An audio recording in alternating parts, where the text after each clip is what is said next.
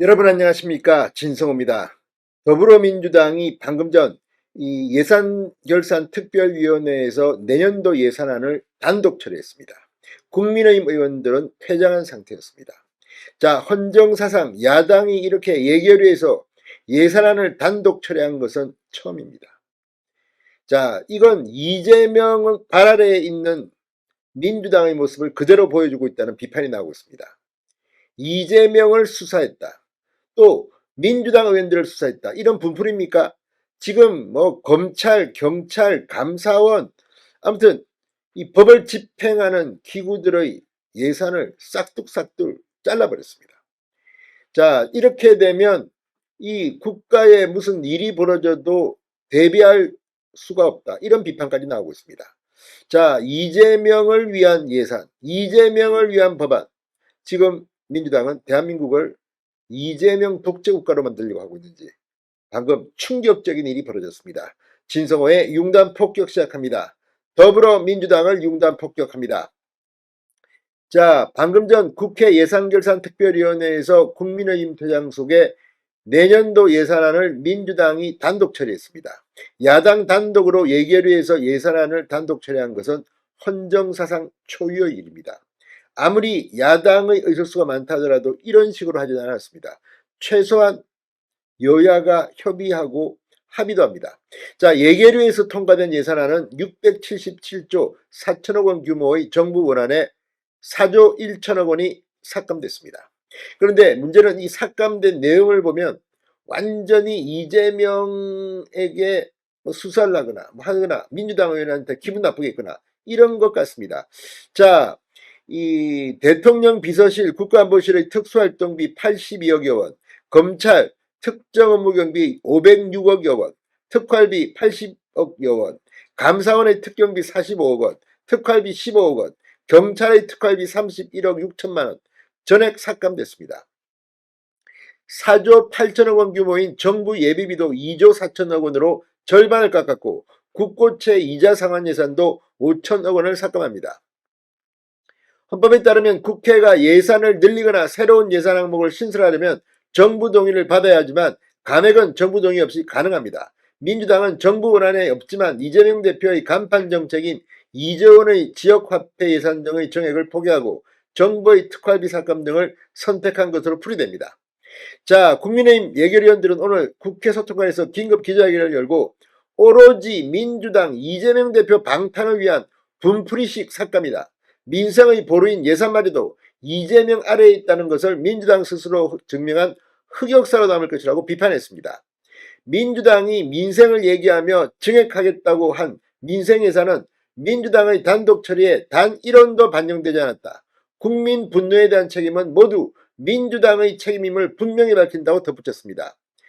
오늘 최상목 경제부총리 겸 기획재정부 장관은 입장문을 냈습니다.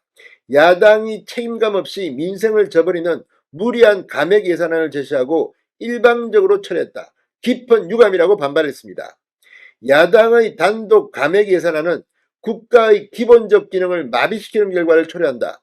예비비 대폭 삭감으로 재해, 재난 등 예측하지 못한 사태에 즉시 대처하지 못하게 되고 특수활동비와 특정업무경비 전액 삭감으로 검경의 신종 민생침해 범죄 수사 및 감사원의 위법 부당행위 감사가 어려워진다고 비판했습니다. 그러니까 지금 민주당은 범죄자들의 천국을 만들겠다고 작정한 것 같다는 비판까지 나옵니다.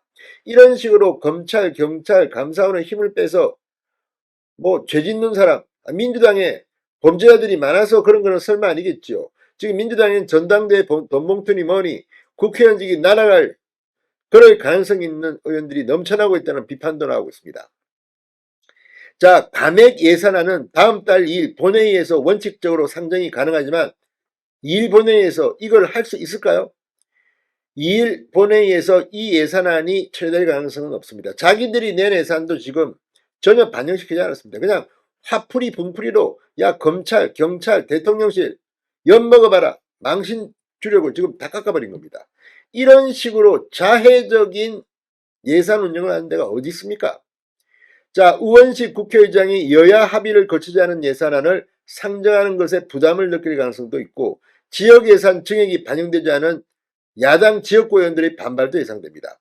다 떠나서 이런 식으로 하는 것 맛 좀 봐. 이재명을 수사해, 민주당 의원들을 수사해, 검찰 경찰 니들 아무것도 없다.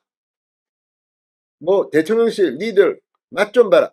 이런 식의 감정적인 민주당의 예산 처리 정말 창피하기 그지없습니다. 이건 뭐 국가 기능을 마비시키는 북한하고 뭐가 다릅니까? 진성호의 융단 폭격이었습니다. 여러분 감사합니다.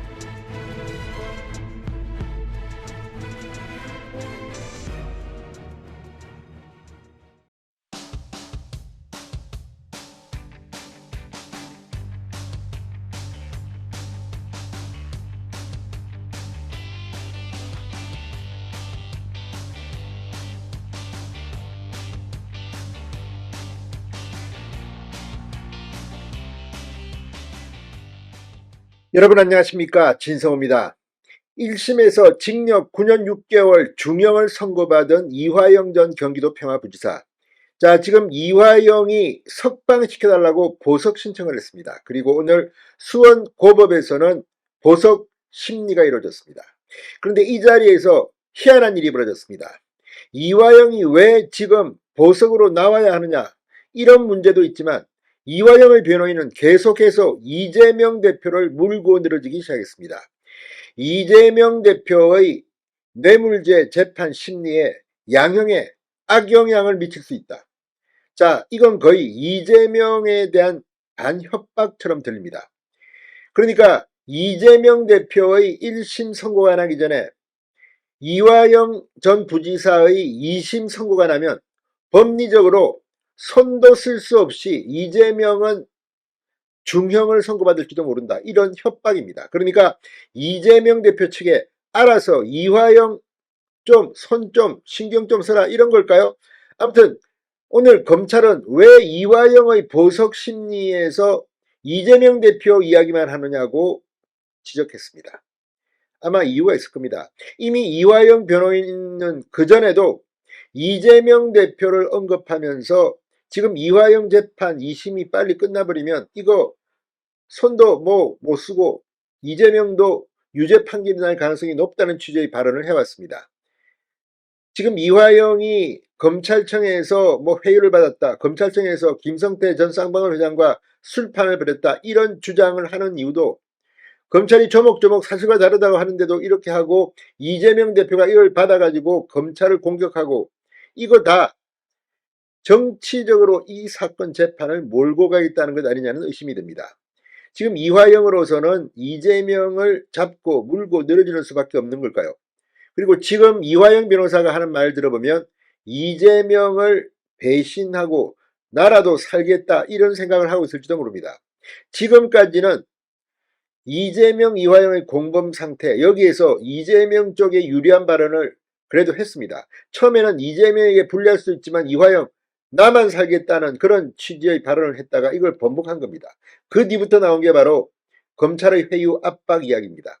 그런데 그 이화영의 변호인이 오늘 보석신문에서 놀라운 발언을 합니다. 뭐라고 했을까요? 이재명 대표는 어쩌면 대장동 백현동보다는 쌍방울 대북송금 의혹 뇌물죄 재판에서 더 빨리 중형을 선고받을지도 모르겠습니다. 지금 선거법 재판이나 위정교사 의혹 재판은 형량이 많이 나와봤자 선거법 재판이기 때문에 벌금 100만 원만 나와도 배지가 날아갑니다. 그런데 이 대북송금 재판, 뇌물 재판은 다릅니다. 유죄 판단이 난다고 가정을 하면 징역 10년형은 나올 수 있다고 말하는 사람들이 많습니다. 그만큼 죄질이 나쁘고 액수가 크기 때문입니다. 진성호의 융단 폭격 시작합니다.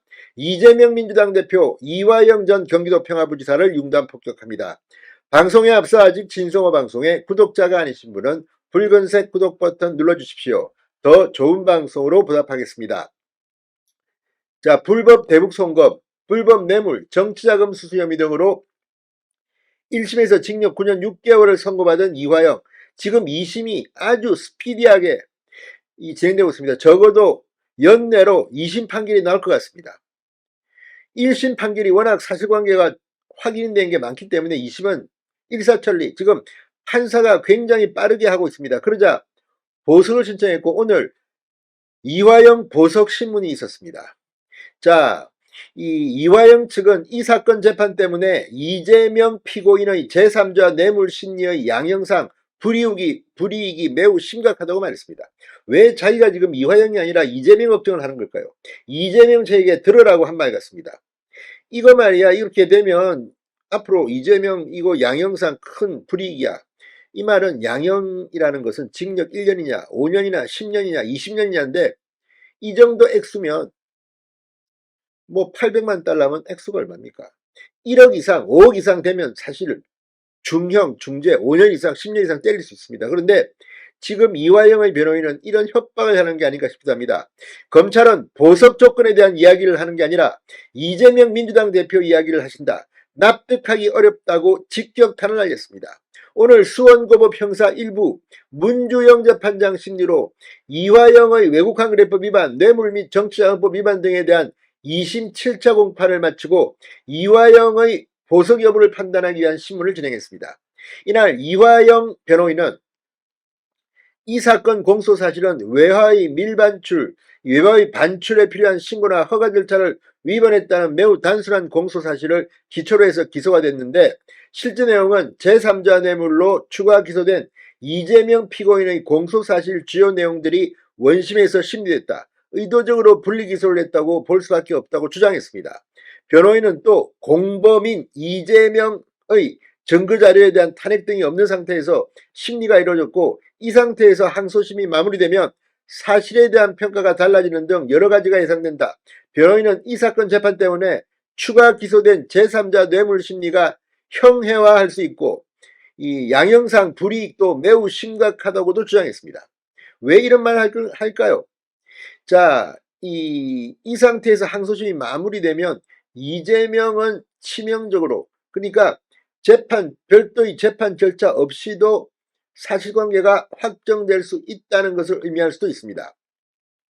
현재 이화영이 받고 있는 항소심 재판은 이 800만 불 대북 송금에 따른 외국환거래법 위반 혐의만 적용되어 있습니다. 이 전 부지사와 이 대표는 이 사실을 바탕으로 제3자 뇌물 혐의로 별도 기소돼 수원지법에서 1심 재판을 받고 있습니다. 이에 검찰은 보석신문은 보석 조건에 대한 이야기를 하는 자리인데 변호인은 보석 사유나 조건에 대한 아무런 내용을 말씀 안 하시고 이재명 대표 이야기를 하신다. 1심에서 재판 중인 다른 사건이 선고가 될 때까지 이 사건 선고를 하면 안 된다는 취지인데 납득하기 어렵다며 보석 청구를 기각해달라고 말했습니다. 자, 지금 이 1심 선고전인 지난 5월 21일 보석신문에서도 이화영에 대한 유죄 판결은 향후 이재명 대표에 대한 유죄를 추정하는 유력한 재판 문서로 적용할 것이라는 보석 조건과는 무관한 발언을 이미 이화영 측은 하기도 했습니다. 그렇지만 그때도 보석은 불어댔습니다. 자, 아무튼 지금 2년 넘게 두 차례 보석이 기각되면서 2년 넘게 구속되어 있는 이화영. 이제 야, 이럴 거면 내가 이재명을 위해서 모든 독박을 쓸 수는 없다. 양심선이라도 할 수 있을까? 아무튼 이런 관측도 조심스럽게 제기됩니다. 이화영은 결국 자기가 살기 위해서 이재명을 배신하는 그런 상황 어떻게 생각하십니까? 진성호의 융단 폭격이었습니다. 여러분 감사합니다.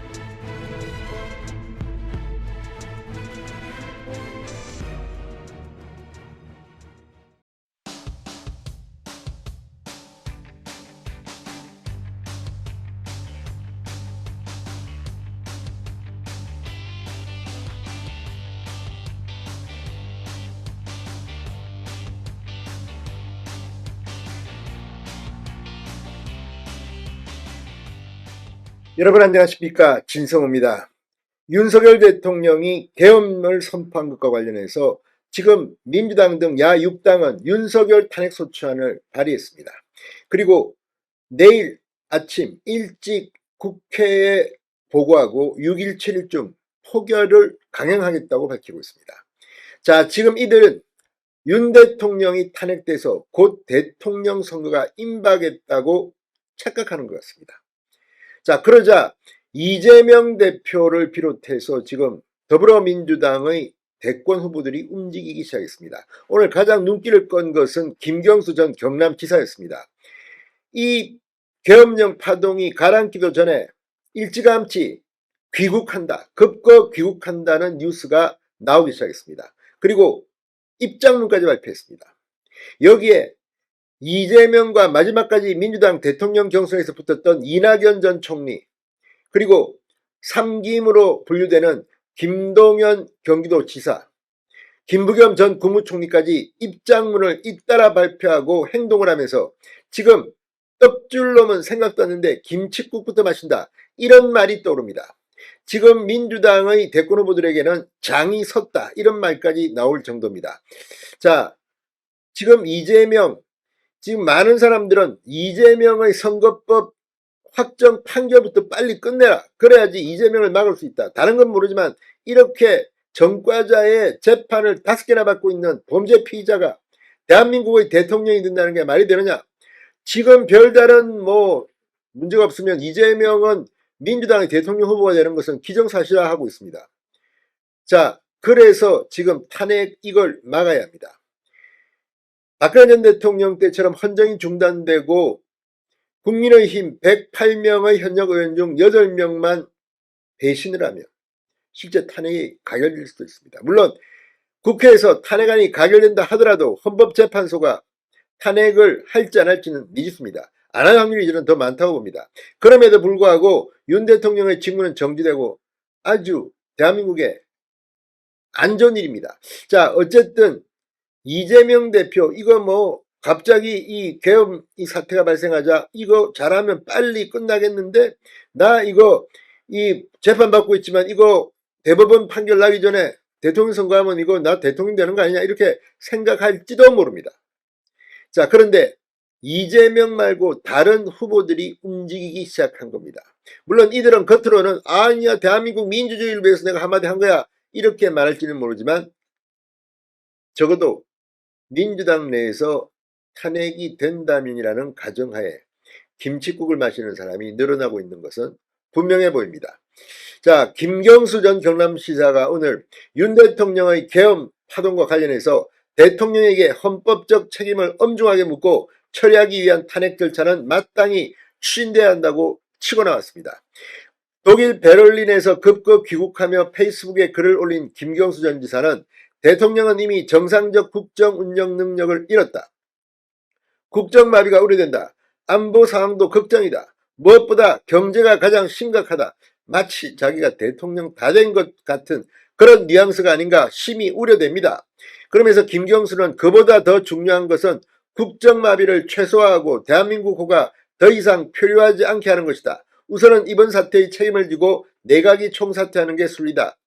자, 독일에서 공부나 할 사람이 지금 내각 총사퇴를 주장하면서 지금 이렇게 마치 대통령 선거가 임박한 것처럼 행동하는 것은 무슨 일일까요? 자, 김부겸 전 총리도 오늘 입장을 냈습니다. 페이스북 글을 통해서 윤석열 대통령은 국민을 배반했다. 민주공화국 대한민국의 주인은 국민이다. 국가안보와 경제를 최우선 과제로 삼아야 할 대통령이 책무를 져버렸다. 국민의 자존심을 짓밟고 국격을 바닥까지 추락시켰다. 윤석열 대통령을 맹비난했습니다. 그러면서 윤석열 대통령에게 이제 다른 선택지는 없다. 국민은 이미 윤석열 대통령을 탄핵했다. 탄핵을 들고 나왔습니다. 이걸 보면 지금 민주당의 이른바 대권 잠룡이라는 사람들, 이제 몸이 슬슬 달아오르는 모양입니다. 이낙연 전 총리도 윤석열 씨는 대통령직을 즉각 사퇴하는 것이 옳다. 기괴한 계엄 사태로 그는 대통령에게 요구되는 국내외적 신뢰를 회복 불능 상태로 잃어버렸다고 주장했습니다. 이낙연 전 총리는 또 김대중 전 대통령의 취임사 중 일부 표현을 차용해 국민의 피와 땀과 눈물로 쌓아올린 대한민국도 헤아릴 수 없을 만큼 깊은 상처를 입었다. 그의 대통령직 사퇴로 대한민국 정상화의 새로운 출발이 이루어지길 바란다고 적었습니다. 다들 대통령이 눈앞에 아른거리는 것은 아닌가 의심이 힘이 됩니다. 자, 김동연 경기도지사 역시 윤 대통령의 2시간 쿠데타가 나라를 벼랑 끝으로 내몰았다. 나락에 빠진 경제, 혼란에 빠진 사회, 무너져 내린 민주주의를 누가 책임져야 하나고 했습니다. 그는 이제 윤 대통령은 탄핵 대상이 아닌 체포 대상이라고까지 격한 표현을 썼습니다. 자, 이들은 이제 윤 대통령 끌어내리기 경쟁을 하면서 치고 나올 겁니다. 이재명, 나 혼자 독상 차린 줄 알았는데 이 사람들은 뭐야? 이렇게 생각할지도 모르겠습니다. 진성호의 융단 폭격이었습니다. 여러분 감사합니다.